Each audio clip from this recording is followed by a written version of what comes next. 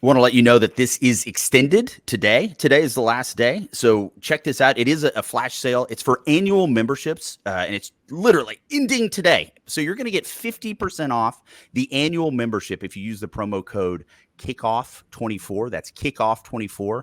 And you'll get everything. You'll get all the stuff that Inside Texas provides. If for some odd reason you support another team, there's a very good chance that On3 has a site for them as well. So please check it out. You're going to get all the in-depth charts, the reports, the opponent analysis, the latest recruiting news, and so much more. And it's half off. So all you have to do is sign on, use that promo code Kickoff24. It's the best membership value. It's just $4.99 a month, billed annually. So sign up today. Use the promo code Kickoff24 and save instantly. It's the best Texas Longhorn site out there. I think you know that.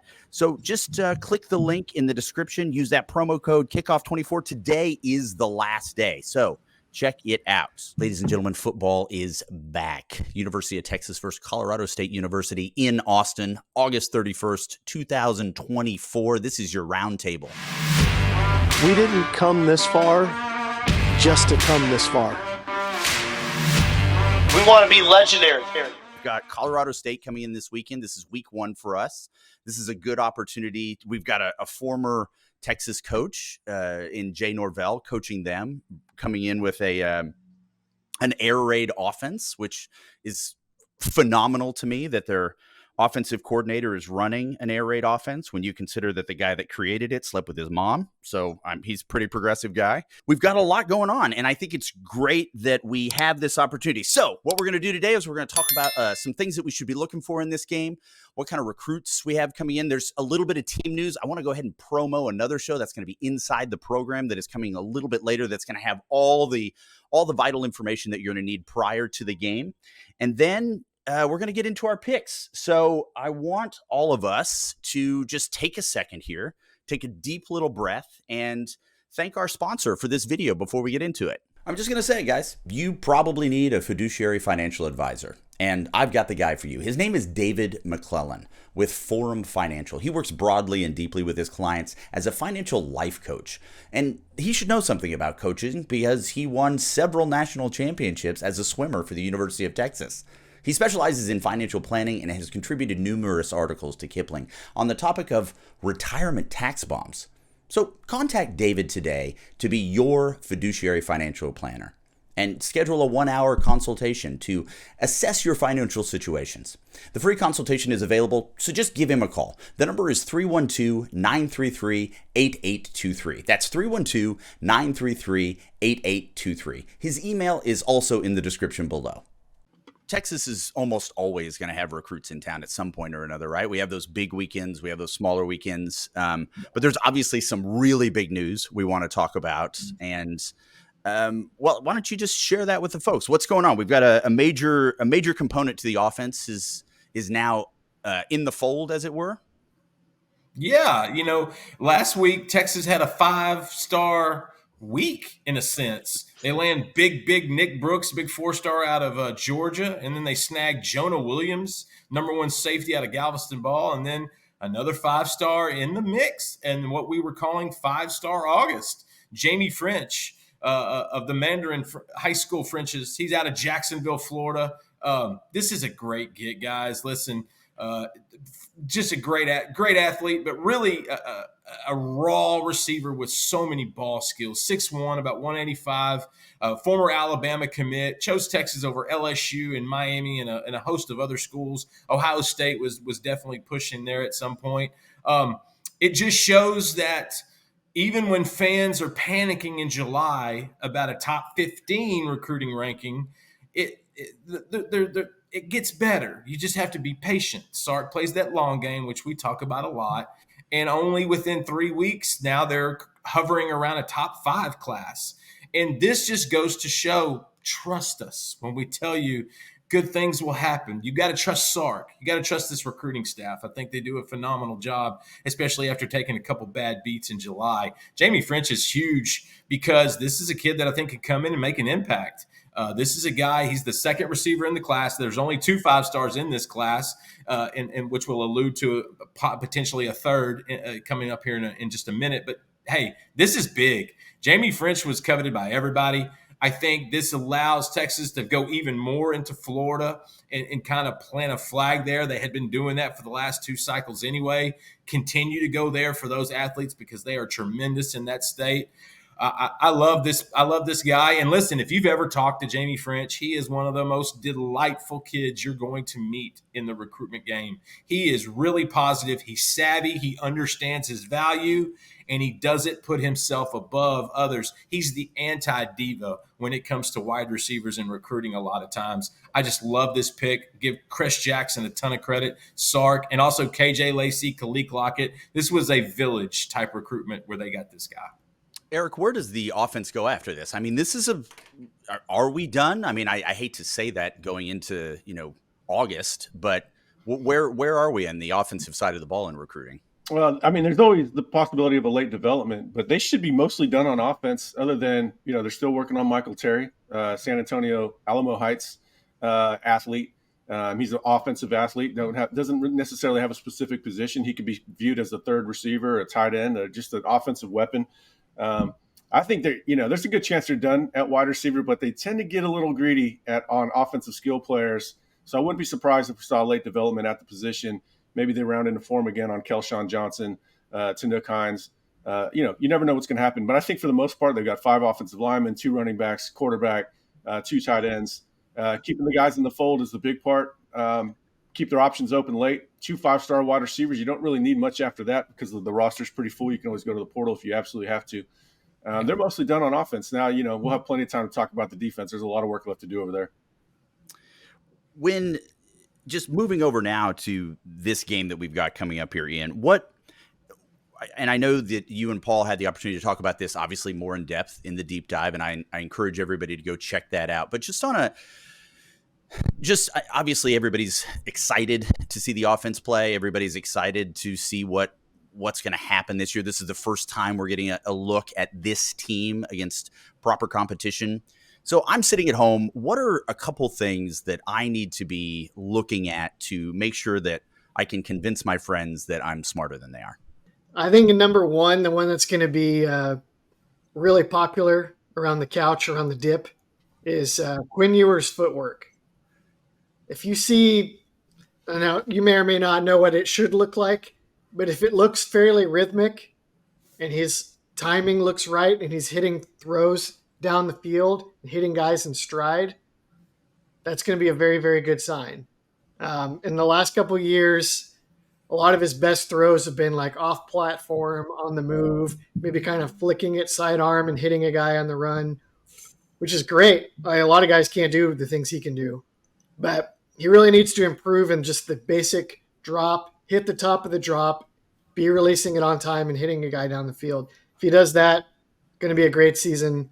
That's something that anyone can kind of convince themselves they can see at least, and then they'll be happy, and then the dip and all that. I didn't write about this one, but I'm just going to sneak it in. Michael Kern in the punt game, if he's a little bit shaky or he doesn't just hit a booming kick, maybe don't panic. But it's just something to watch. This freshman kicker, he's going to have to go into Ann Arbor and Fayetteville and College Station this year and kick important punts, probably. And then I've just got, the linebackers, how well they cover this air raid stuff. This was a problem last year. Anthony Hill was out there just because he made plays. He barely knew what he was doing. How does he look a year later? What is Colorado State going to try to throw at Texas in this game? How have they evaluated and scouted Texas this offseason? What do they see as the big risks in playing Texas? Are they going to wildly overplay the run? Are they going to wildly overplay the deep pass? And then whichever of those they choose, what does it look like? What does Texas's response look like? Do they just punch them out anyway? Do they look a little bit thrown off? Those are the 3 things that I wrote about, plus an extra thing. You got to watch for Michael Kern and just see the punting could be such a big deal at some point in the season. I'll put the same question to you, Eric. Is there anything in particular? I know that Paul certainly in his annual preview, he was talking about the middle of the field on the defense. We're going up against what could be an NFL caliber wide receiver in Horton. Nicolosi, the quarterback, very good quarterback, good college quarterback, certainly not a great college quarterback, very competent in this system. What are some of the things that maybe we want to be seeing on the defensive side of the ball? I know that throughout the entire offseason, run fits were a concern for you, just making sure that they got those in play. But where are you now with that? And what are a couple of things that we can look for over the proverbial Ian Boyd dip? Yeah, next week will be the one to check run fits, not this week. When you have a team overmatched, you want to see what their strength is and see how you match up against their strength. Maybe there's one thing that can actually test you. And I think they have a pretty solid group of wide receivers. Everybody knows Horton is their stud, but the other guys are good too. They can relieve pressure from them. If they focus too much attention on Horton, they can hurt you. But yeah, we heard a lot of good things about the secondary. Just on paper, you can tell the secondary should be better than last year. Improved IQ, improved athleticism, improved across the board, and then also good depth. I want to see it with my own eyes against a competent passing attack and a quarterback who can make a lot of difficult throws. He's got a strong arm. But I also want to see them punish him for his decision-making. He threw a lot of interceptions last year, I think 16 of them. Had a lot of multiple interception games. His coming out party was against Colorado for his 3 touchdowns, but he had 3 interceptions that game as well. I want to see Texas punish what's going to end up being a good passing game. And they've got a good offensive line, a decent offensive line, not good relative to Texas, but at least one. You want to see Texas get pressure against that offensive line. Justin, and we talked about this a little bit before the show and even in the intro here, the idea of that we get to root for kids, right, that we've been following throughout this. Is there a player in particular that you're like, well, I'm really excited to see this kid on the field? Maybe this is the first time they're going to be, running on DKR this weekend. Is there anybody that just comes to mind with that question? Oh yeah, I'll give you one on both sides of the sideline. Ryan Wingo. I mean, if you're not excited to see what this guy looks like, flashing number 5, I don't know what to tell you. After all the spring reports, after all the summer workouts, this kid has asserted himself in this wide receiver room. He has earned the respect of these quarterbacks, and most notably Steve Sarkisian. And so I'm really excited to see what Ryan Wingo looks like. I'm actually kind of excited to see what Kobe Black looks like. Just had a lot of personal stake in that one. Saw him a ton of times on my trips to Waco. And then on the other side of the field, I'm curious about Amani Winfield. That's a kid out of Lewisville, Texas. He was Sark's very first commitment when he took the job at Texas. And so he had a run at Baylor. It didn't work out. I caught up with him this summer. He looks fantastic. He's a good kid that really deserves a lot of good stuff. And I think he's going to have an extra itch on Saturday in this game. He'll be more geared up for this one than probably any of the other games on the Rams schedule this year. But I'm curious because, like Eric said, sometimes these kids go to other schools, but we still enjoyed getting to know them. We still have relationships with some of them. We still know them very well. And so I'd like to see Armani do a little bit in garbage time. I don't want to see him making any plays that factor into the end of the game, but let's let him have some love.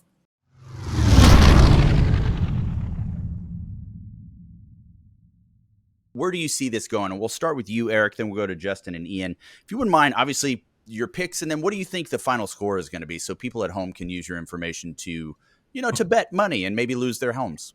Yeah, well, I mean, it's hard to know with Sark. Paul wrote a really good article yesterday. People need to go read that, InsideTexas.com.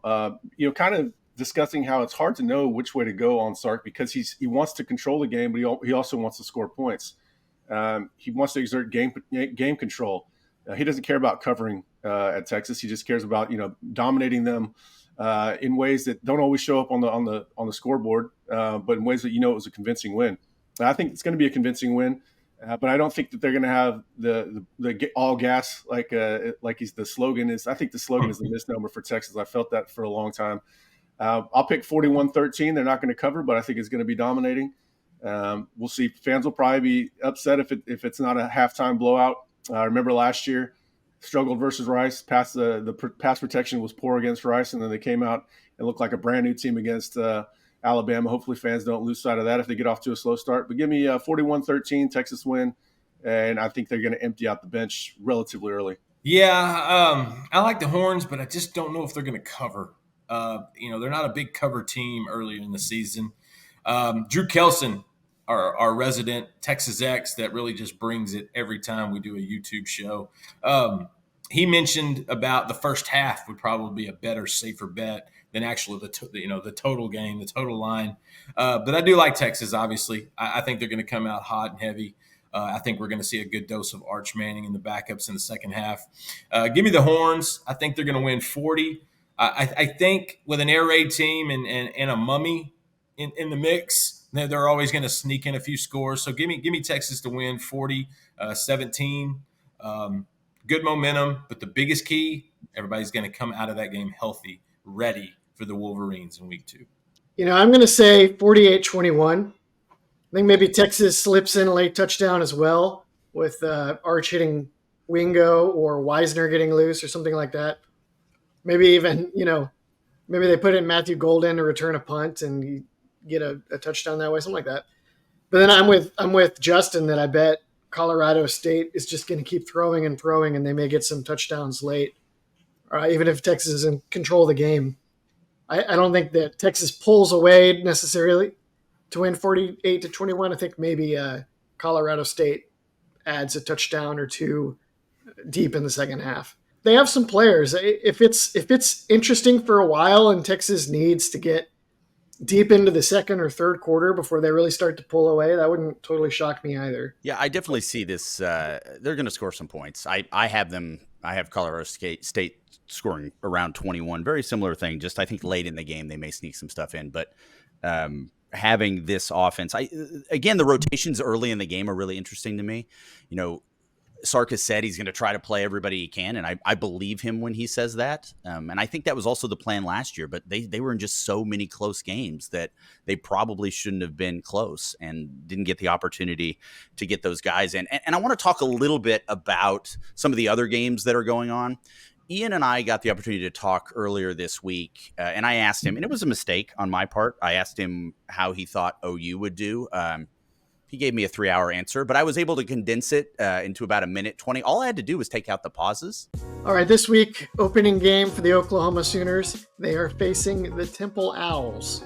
Now, I'm not going to say that Oklahoma is going to lose this game necessarily. They are 43.5-point favorites. Now, this looks on the surface like an easy win for the Sooners, but just keep an eye on a few weaknesses that could crop up for the Sooners. Number one, this is going to be Jackson Arnold's second ever start as an Oklahoma quarterback.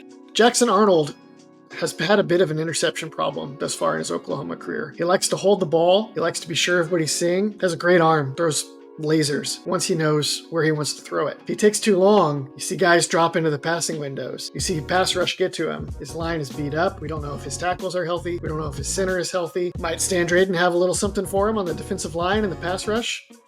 I don't know. Neither do you. Might as well hope for the best. Oklahoma gets down early with a couple of turnovers, and all of a sudden they're in an SMU situation where they're hanging on for dear life in week 1. Ninthly, Oklahoma's defense. They're going to be amazing. They're going to be elite this season, right? Maybe they've just been feasting on their unbeat up offense all of fall camp and spring.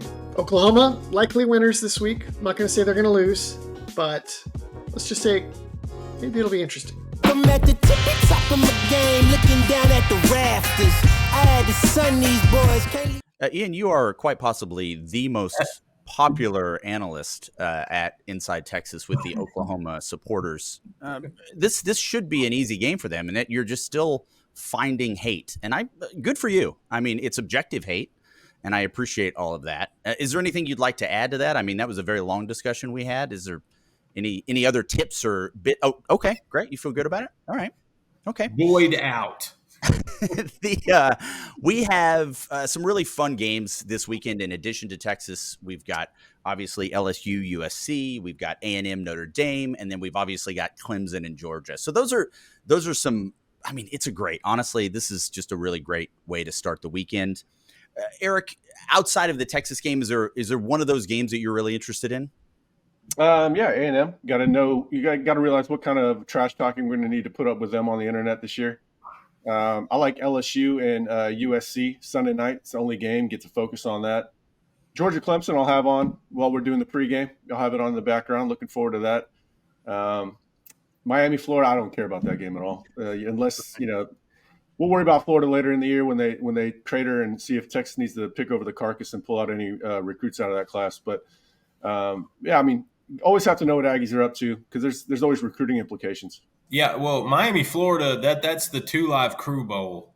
And so I think the title is actually going to be better than the actual game per se. I'm with Eric. I like Notre Dame and Texas A&M. I like Texas A&M to win big. Actually, I don't think Notre Dame has the offensive skill guys that they've had over the last few years. They got a couple of good young running backs, but at the end of the day, I'm not. I don't think there's a lot there for Notre Dame, and I think A&M.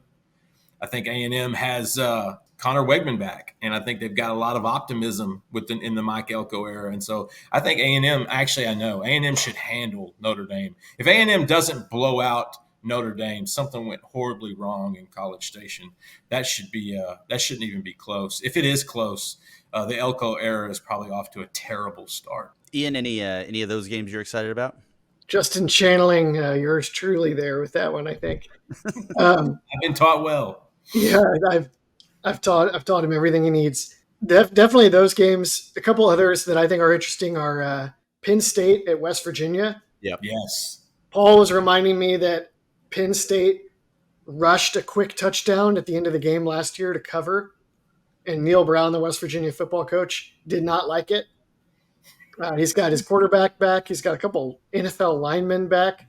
They are a scrappy bunch. They get to play him in Morgantown. Always sell James Franklin, at least in terms of cover or not. So I think that one's interesting.